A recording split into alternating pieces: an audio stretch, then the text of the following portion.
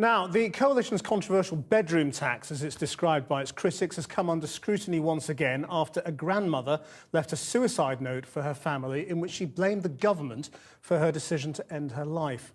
The family of 53-year-old Stephanie Bottrell says she was struggling to cope after being told to pay an extra £20 a week to keep her house in Solihull after her grown-up children had left.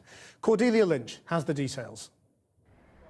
Stephanie Bottrell lived in this house in Solihull for 18 years, but recently she was faced with paying £20 a week more for her 2 spare rooms after her children moved out.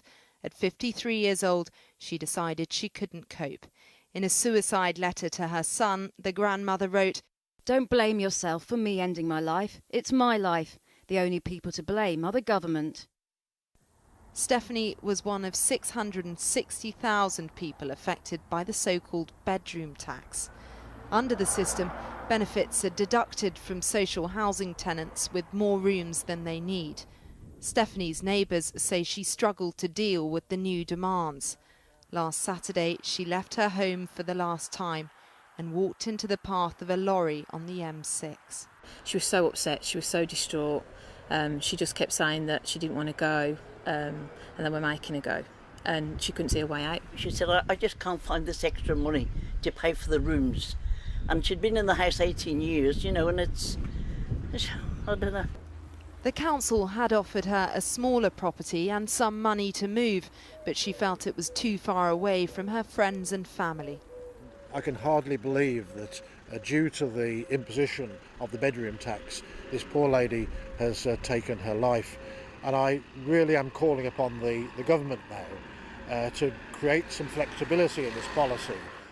The Department for Work and Pensions, which is responsible for the reform, didn't want to comment on this individual case. But the government's opponents were quick to round in on the wider debate about the impact of these controversial changes.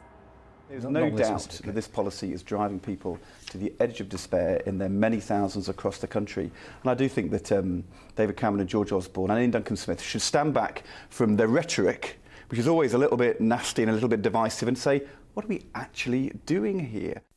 We don't know to what extent financial pressures led Stephanie to kill herself, but the Samaritans say suicide is never the result of a single factor. We know that many people are experiencing difficulties around the financial situation. This no doubt would have played a part in Stephanie's decision to take her own life, but it's very complex and it's always difficult to say. Thousands protested against it, and some concessions have been made for armed forces personnel and foster carers. Whatever lies behind Stephanie Bottrell's tragic decision, the controversy around the bedroom tax continues to grow.